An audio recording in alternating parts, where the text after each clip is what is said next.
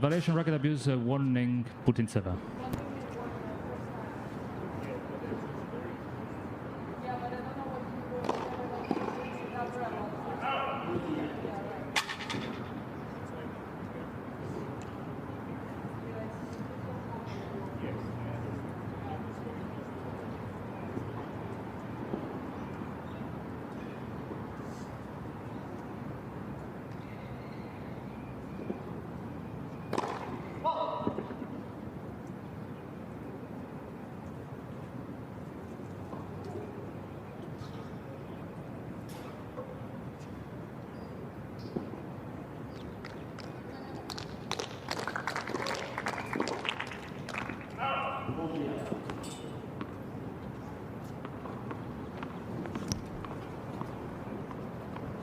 Time. Well, Putintseva has got herself a warning as well. Threw her racket down and she sat down. And that racket has been given the treatment. Kicked away, doesn't want to know.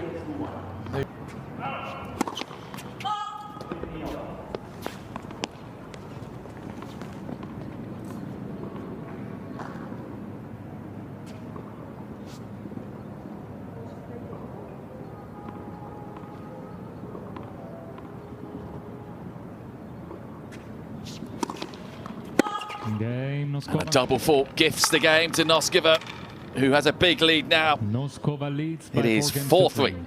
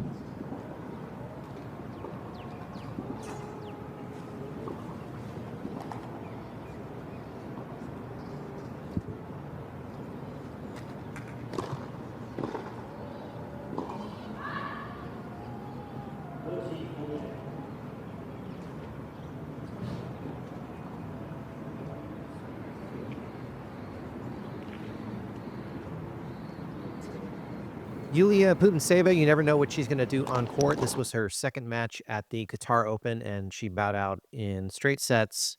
Respectfully saying, you can always expect Putintseva when she's losing to become unhinged. And she got a little warning there from the umpire. And I guess next tournament, I think she'll be in Doha. So basically, whenever Putintseva takes the court, it's always interesting. What is interesting later this morning, Swiatek is playing Ostapenko. Correct me if I'm wrong in the comments, but I don't believe that Swiatek, our beloved Polish queen, has ever beaten Ostapenko. It's kind of her arch nemesis. So can Iga Swiatek later this morning finally, for the first time in her career, beat Helena Ostapenko? So we'll see. It's kind of interesting to go from talking about Putintseva to Ostapenko because they're kind of the same type of player.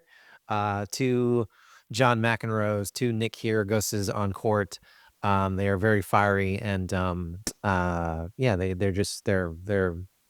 tend to get unhinged on court. So we'll see if Swiatek can handle Ostapenko.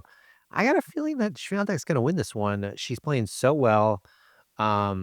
Man, I really think if Swiatek had beaten Keys in the Australian Open semifinal, Madison Keys, she would have gone on and win the whole thing versus Sabalenka. So that would have been so exciting to see Swiatek win an Australian Open for the first time in her career. But so looking forward to that. And this is I'm a little embarrassed that I don't know if this is the quarters or the semis later this morning between Ostapenko and Swiatek. But Only a few players left. Goff is out. Sabalenka's out. Andre Jabeur's out.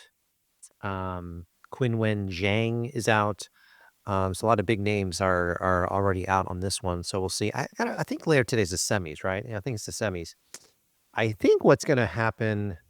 My schedule is not accurate at all in my brain on what tournaments are coming up. So is it Qatar, then Doha, and then I'm not even quite sure. Forgive me, don't kill me in the comments. I'm not sure when the Sunshine Double is.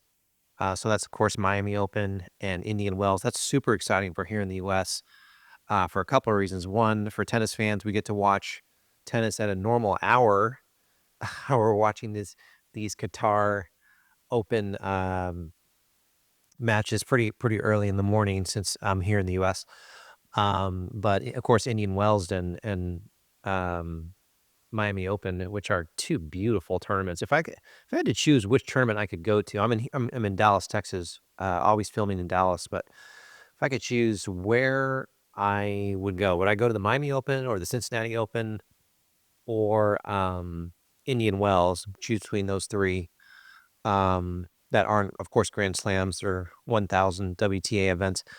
I kind of lean towards Indian Wells. That seems like just a really cool venue and event going on over there. No diss to Miami Open or Cincinnati Open, but Indian Wells seems pretty special. So the altitude over there in California, right? Seems really, really cool. So, tennis is in a weird place. I still think it's in a little bit of a weird place in the sense that we just don't have someone dominating the WTA side. We had the top three for forever on the men's side: Federer, Djokovic, and Nadal.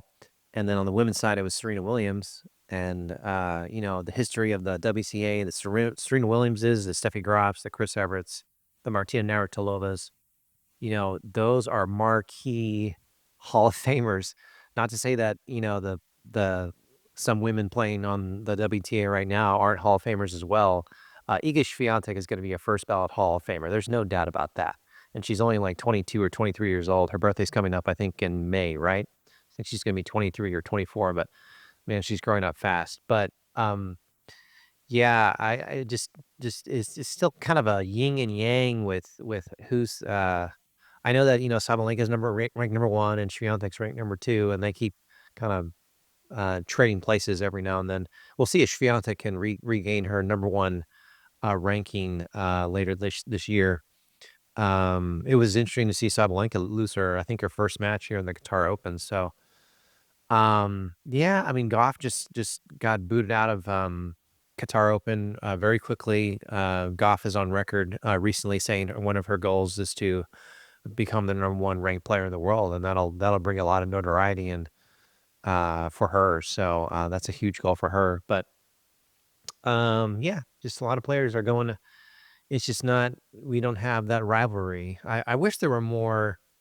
If I had to choose, if I was selfish and I could choose, I wish there were more Swiatek and Sabalenka matches. I know we got to see that several times in 2024, but I just wish there were more of them. I love seeing Sakkari and Swiatek play in the first match in the Qatar Open. I think that was pretty cool. Sakkari is really fun to watch. That player from Greece. So it's fun. I mean, it's super fun. I loved watching the Australian Open. I loved seeing Madison Keys and Aryna Sabalenka play. It was just a wonderful final, and I love watching this Qatar Open. So today we're just kind of focusing on Putintseva, and can't wait to just here in a few hours see if Ostapenko, who's very similar to Putintseva as far as personality wise, at least on court, see what she can do against Swiatek. So it's going to be a huge battle here. Let's see who can get to the final. And I think whoever wins this one is going to win the final. So for whatever reason, and we'll end with this, Iga Swiatek just plays so well in the conditions in Qatar. It just suits her very well. Each hard court, obviously in different countries, just is different. The ball moves different in Indian Wells in California here in the U.S. than it does over there in Dubai. So very interesting. I know you have a lot of options on where you can watch your tennis analysis if you're watching right here on Best Muscle Video on YouTube. Thank you so much. Hit that subscribe button. And leave a comment below. I read all the comments, and I will see you hopefully right back here tomorrow, Valentine's Day here in the U.S. And thank you for watching, and I will leave you with that. Ostapenko, Świątek, in a few hours. Cannot wait to watch. See you soon. Talk to you later.